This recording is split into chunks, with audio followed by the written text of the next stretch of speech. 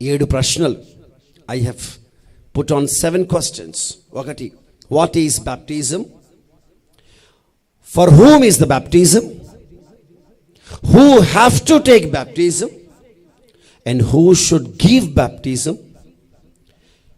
How must this baptism be given? What are the blessings in baptism? And what is the loss if you don't take baptism? 7 ప్రశ్నల విషయమైనటువంటి సందర్భాలను, విషయాలను, సత్యాలను మనం ఈ రోజున మనం నేర్చుకోవడానికి ప్రయాసపడదాం. The very first question, baptism అనగా ఏమిటి? మొదటి ప్రశ్న ఏంటమ్మా? బ్యాప్టిజం అనగా ఏమిటి? Very good. ఇప్పుడు పెట్టిన ఆ గంగాలం చాలా బాగుంది.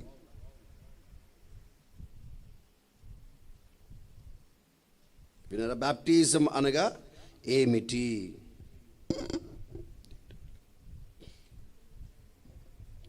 బ్యాప్టిజం అనగా ఏమిటి? ఐఎమ్ సారీ, కొంచెం అన్కంఫర్టబుల్గా ఉంది. రైట్. బ్యాప్టిజం అనేది ఒక గ్రీకు పదం. బ్యాప్టిజం అనేది ఒక గ్రీకు పదం. ఆ బ్యాప్టిజం బ్యాప్టైజో అనబడుచున్న ఒక గ్రీకు పదములో నుండి వెలువడినటువంటి పదం. ఆ బాప్తిస్మము యొక్క గ్రీక్ భాష యొక్క అర్థం ఏమిటంటే ఇమ్మర్షన్ అంటే ముంచుట. ఏంటి? ముంచుట. బాప్టిజం అంటే అర్థం ఏంటమ్మా? ముంచుట. పిల్లరా, మన బ్యాప్టిజం యొక్క విధానాన్ని మనం ఆలోచించక ముందు మనం వాట్ ఈస్ బ్యాప్టిజం అనేది నేర్చుకుంటున్నాము కాబట్టి చాలా జాగ్రత్తగా వినండి. యోహాను కూడా యోర్దాను నదిలో బాప్తిస్మం ఇచ్చేటప్పుడు ఆ యోర్దాను నదిలో ఎక్కడ పడితే అక్కడ బాప్తిస్మము ఇవ్వలే. ఎక్కడిచ్చాడో తెలుసా బాప్తిస్మం? యోహాను సువార్త 3వ అధ్యాయం 23వ వచనం. జాన్ 3:23. సలీము దగ్గరనున్న ఐనోను స్థలము యొద్ద నీళ్లు విస్తారముగా ఉండెను గనుక యోహాను కూడా అక్కడ బాప్తిస్మం ఇచ్చుచూ ఉండెను. ఎక్కడ? విస్తారమైన లోతుగా ఉన్న నీళ్ల యొద్ద బాప్తిస్మమును యోహాను గారు ఇచ్చేవారు. లోతుననున్న నీళ్ల దగ్గర బాప్తిస్మం ఎందుకు ఇవ్వాలి? ఏదో అలా పారుతున్న నీళ్ల దగ్గర, ఎక్కడో నీళ్ల దగ్గర తీసుకుపోయి బాప్తిస్మం ఇవ్వచ్చు కదా. ఎందుకు ఐనోనులో, సలీము దగ్గరనున్న ఐనోను స్థలములో ఎందుకు బాప్తిస్మం ఇవ్వాలి అంటే, బాప్తిస్మం అన్న మాటకు అర్థమే ముంచుట. మరొక వ్యక్తిని ముంచాలి అంటే మునిగి అంత నీళ్ళు ఉండాలిగా. ఏదో పాదాల లోతులోనికి వెళ్ళి గిన్నెలో నీళ్ళు తీసుకొని పైన పోసే పరిస్థితి కాదుగా. ఒకవేళ అలా పోసే పని అయితే సలీము దగ్గర ఉన్న ఐనోను స్థలమునకు వెళ్ళి బాప్తిస్మం ఇచ్చి యోహాను అక్కడ బాప్తిస్మం ఇవ్వాల్సిన అవసరం లేదుగా. విచిత్రమైన బాప్తిసాలు భూమి మీద బయలుదేరినాయి. వాటన్నిటినీ వేళ ప్రస్తావించి క్రైస్తవ సంఘానికి సరి అయిన విధానాన్ని ముందు పెట్టాలని ఆశపడుతున్నాను. దేవునికి స్తోత్రములు కలుగునుగాక. వింటున్నారా? యోహాను కూడా ఐనోను ప్రదేశంలో నీరు లోతుగా ఉన్నందున అక్కడ బాప్తిస్మం ఇచ్చినట్లుగా మనం గమనిస్తున్నాం. కనుక ఈ బాప్తిస్మములో చిలకరింపు మనకు తీసివేయడం జరుగుతుంది. చిలకరింపవలసిన అవసరమే వస్తే లోతైన ప్రదేశం వెళ్ళవలసిన పని లేదు కదా. ఇంకా మీకు అర్థమయ్యే భాషలో చెప్తాను. ఫిలిప్పు నపంసకునికి బాప్తిస్మం ఇవ్వడానికి వాళ్ళు నీళ్లలోనికి దిగిరి. చిలకరించవలసిన అవసరమే ఉంటే నీళ్ళలోకి దిగాల్సిన పని ఏంటి? ఒడ్డు మీదనే చిలకరించేవాడు కాదా? విన్నారా? ఒడ్డు మీదనే చిలకరించేవాడు కదా. చూడండి మీరు అక్కడ ఒక వ్యక్తిని ముంచగలిగిన లోతైన స్థలములోనికి తీసుకొని వెళ్ళి అక్కడ ముంచుతున్నాడు. ఎందుకంటే బాప్తిసం అన్న మాటకు అర్థమే ముంచుట, మునుగుట, ముంచుట. He must be immersed. కనుక ఈ రెండు ఆధారములను బట్టి చిలకరింపు బాప్తిస్మము సరి అయినది, వాక్యానుసారమైంది కాదు. కొంతమంది ఏమంటున్నారు తెలుసా? అయ్యో మీరు అట్లా అంటారు పాస్టర్ గారు, మరి నీళ్లు లేని ప్రదేశంలో, ఫుల్గా ఐస్గా మారిపోయిన ప్రదేశంలో వాళ్ళకి నీళ్ళే దొరకవు కదా, అందుకే ఆ రోజుల్లో పాస్టర్స్ అలా సేవకులు అలాగా దాన్ని మార్చేశారు అంటే, నువ్వెవడవయ్యా మార్చడానికి బైబిల్ క్రమాన్ని? బైబిల్ చెప్పిందిగా అక్షరం పెట్టడానికైనా పొల్లు తీయడానికైనా మనకు అధికారం లేదని. నువ్వు బాప్తిసం క్రమానే మార్చేస్తావా నీళ్ళు లేవని? మీకో మాట చెప్తాను, తెలియకుండా ఈ విషయాలు మాట్లాడబాకండి. మొన్న మాకు తెలిసిన ఒక పాస్టర్ గారు ఉన్నారు మచిలీపట్నంలో, పాస్టర్ ఫినీ శామ్యుల్ గారు. ఈ దైవజనులు యూరోప్లో ఏదో కంట్రీకి వెళ్ళొస్తారండి, ఆ పేరు నాకు గుర్తు రావట్లేదు. అక్కడ సంవత్సరానికి 1 నెల కూడా సూర్యుడు కనపడడం చాలా కష్టం. Lithuania, right, Russian country Lithuania వెళ్ళొస్తుంటారు సేవకులు. ఆ లిథువేనియా వెళ్ళినప్పుడు పాస్టర్ గారు అక్కడ జరుగుతున్న కొన్ని సందర్భాలు, కొన్ని పరిచర్య విధానాలు, కొన్ని విషయాలు, ప్రజల అక్కడ పద్ధతులు, వాటన్నిటిని మాతో అప్పుడు పంచుకుంటూ ఉంటారు. ఆ విషయాలన్నీ మేము విని కొన్ని నేర్చుకుంటూ ఉంటాం. అదేమిటంటే అస్సలు ప్రజలకు చెమట గారదంట అక్కడ. మరి చెమట ఎందుకు రాదు అంటే అసలు అక్కడ వేడి 24 గంటలు 365 రోజులు మంచు పడుతూనే, ఐస్ గడ్డలు పడుతూనే ఉంటాయి. విన్నారా? మన రోడ్డు పక్కన మట్టి రాళ్ళు ఎట్లా పడి ఉంటాయో అక్కడ రోడ్డు పక్కన అట్లా యాపిళ్ళు పడి ఉంటాయంట. స్వీట్ యాపిల్స్ పిండితే ఇట్లా రసం గారుతుంది. అది ఎంత బాగుంటుందంటే వాళ్ళు ఎవరు తినరంట. ఎవరు తింటాడు? మా ఇంట్లో పడ్డే తింటాడు ఎవడైనా? ఎప్పుడు తిన్నోడికి అవి పండగ, కానీ ఎప్పుడు తినేవాడికి ఏమి తింటాడు అవి? అంత చలి అక్కడ, అంత భయంకరమైన చలి. వాళ్ళకి చెమటనే రాదు అసలు. చెమట రాదు. కనుక వాళ్ళు చెమట రావడానికి ఏం చేస్తారంటే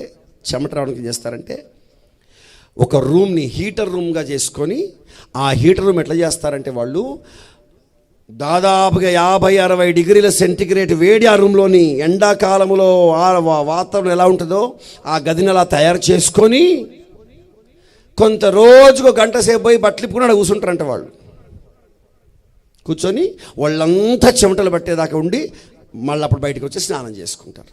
ఏమండి, అసలు చెమటలే పట్టని ఆ ప్రదేశంలో అసలు ఏమంటారు, చెమట రాకపోతే ప్రమాదం కదా, లోపల ఉండిపోతే అవన్నీ లోపల ఉండిపోతే ప్రమాదంగా చెమట రావాలి. కాబట్టి ఎలాగైనా బ్రతకడానికి ఏదో ఒక పద్ధతిని వాళ్ళు దాని ఏమంటారు వినియోగించుకొని ఏదో విధంగా వాళ్ళు చెమట రప్పించుకోవడానికి ప్రయత్నిస్తున్నారుగా.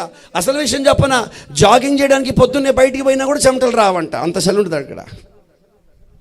కనుక వాళ్ళు చెమట రప్పించుకోవడానికి అలా హీటర్ రూమ్స్ని తయారు చేసుకుంటారు. నేను మాట చెప్పనా, చెమట పట్టడానికి బ్రతకాలంటే చెమట రావాలి. చెమట రావడానికి హీటర్ రూమ్ తయారు చేసుకున్నాడు. అక్కడే బాప్తిసం కొరకు ఒక హీటింగ్ వాటర్ టబ్ని ఏర్పాటు చేసుకోలేడా? దుర్మార్గపు బోధ కాకపోతే నీళ్ళని ప్రదేశంలో. మొన్న ఆ మధ్య మిలిటరీలో పనిచేస్తున్న సైనికులు వాళ్ళున్న ప్రదేశంలో అసలు నీళ్ళే లేవండి. వాళ్ళు ఏం చేశారో తెలుసా? ఒక జేసీపీని తీసుకొచ్చి, పెద్ద వెడల్పుకున్న జేసీపీ తీసుకొచ్చి దాంట్లో ప్లాస్టిక్ కవర్ వేసి ఒక ట్యాంకర్ వాటర్ దాంట్లో పోసి అందులో బాప్తిసాలు ఇస్తున్నారు. సొంతగా పద్ధతులు పెట్టుకొని దైవ క్రమానికి విరోధంగా మాట్లాడకండి.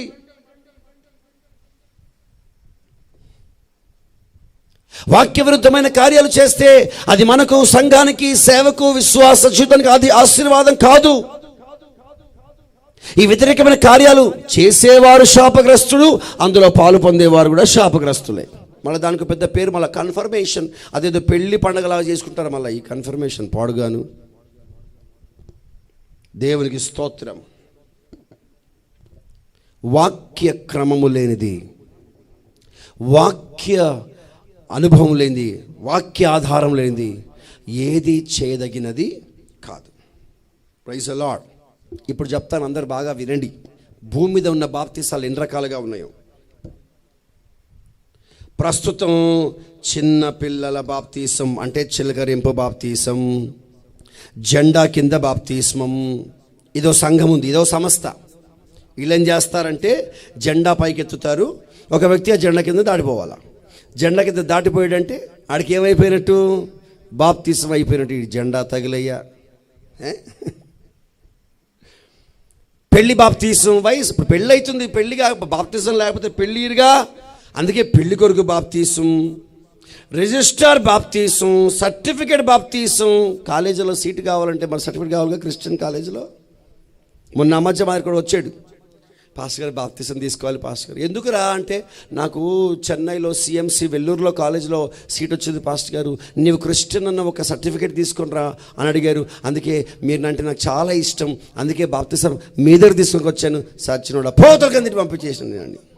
ఆడి కాలేజీలో సీటు కావడానికి సర్టిఫికేట్ కావాలంట. సర్టిఫికేట్ కొరకు ఇంకేం కావాలంట? ఇటు మారు మనసు కొరకు కాదు, సర్టిఫికేట్ కొరకు తీసుకునే బాప్తీసం, మారు మనసు లేని బాప్తీసం. ఇలా చాలా రకరకాల బాప్తీసాలు మనం ఈ రోజుల్లో చూస్తున్నాం. ఇంకా భయంకరమైన విషయం చెప్తాను. మొన్న మధ్యలో తణుకు వెళ్ళాను. తణుకు దగ్గర బాప్తీస ఆరాధన జరుగుతుందంటే, సరే బాప్తీస ఆరాధన చూడడానికి నాకు కూడా చాలా బాగుంటుంది. అసలే మన హైదరాబాద్ లాంటి పట్టణాల్లో ఏ మురికి ట్యాంకులో ముంచుతున్నారో, ఏ నీళ్ళలో ముంచుతున్నారో ఎవరికీ తెలియదు. అక్కడ చక్క కాలువల్లో ఇస్తారు కదా, చూడడానికి బాగుంటుందని నేను కూడా వెళ్ళాను. పోయి ఒక పొలంలోనికి, తోటలోనికి తీసుకెళ్ళి ఒక స్థలంలో నిలబెట్టి ముగ్గురు ఆడోళ్ళు అంటే ముగ్గురు స్త్రీలు 3 బిందెలు మోసుకొస్తున్నారు. ఇత్తడి బింద, రాగి బింద, స్టీల్ బింద. తండ్రి యొక్కయు అనగానే ఒక బిందె గుమ్మరిస్తున్నారు, కుమారుని యొక్కయు ఇంకో బిందె గుమ్మరిస్తున్నారు, పరిశుద్ధాత్మ యొక్కయు 3వ బింద. బిందల బాప్తిస్మం. ఇట్టంటి వాళ్ళందరినీ నరకంలో బాగా వేడి గల ప్రదేశానికి పంపించాలి. రిజిస్ట్రేషన్ చేసి మరీ పంపించాలి, రిజర్వేషన్ చేసి మరీ పంపాలి. విన్నారా? చిలకరింపు బాప్తిస్మం, జెండా కింద బాప్తిస్మం, పెళ్ళి బాప్తిస్మం. విన్నారా? రిజిస్ట్రేషన్ బాప్తిస్మం, సర్టిఫికేట్ బాప్తిస్మం. విన్నారా? ఏంటమ్మా? చనిపోయాక బాప్తిస్మం తెలుసా? సమాధి పెట్టడానికి స్థలము కొరకు బాప్తిస్మం, బాప్తిస్మం పత్రాలు. మనం చచ్చిపోయిన శవాన్ని మేము పాత పెట్టడానికి పోతే ఆడొక వాచ్మెన్ ఉంటాడు, సార్ పర్మిషన్ లెటర్ చూపించాం, ఆయన బాప్తిస్మం సర్టిఫికేట్. వాడి బాప్తిజంతో నీకేం పనిరా? లేదు వాడు బాప్తిజం తీసుకుంటేనే ఇక్కడ పర్మిషన్. వాడు బాప్తిజం తీసుకోలే, మరి ఎట్ట పాతి పెట్టాలి? తీసుకుపోయి శవాన్ని ముంచి పాతి పెట్టారు. తెలుసా? ఎంత దరిద్రం అండి ప్రియులారా! ఇలాంటివన్నీ హైదరాబాద్లోనే జరుగుతున్నాయి, బయట కూడా కాదు. చాలా ఘోరమైన, చాలా భయంకరమైన విషయాలు. కనుక ఇలాంటి బాప్తిస్మాలు వాక్యానుసారమైనవి కావు.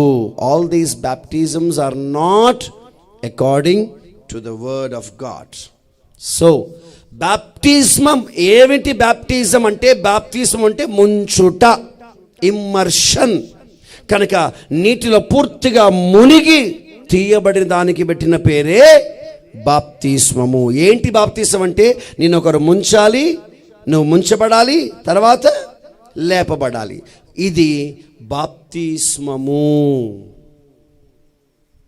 అని మనం అంటున్నాం. రెండో ప్రశ్న, బాప్తిస్మము ఎవరికి?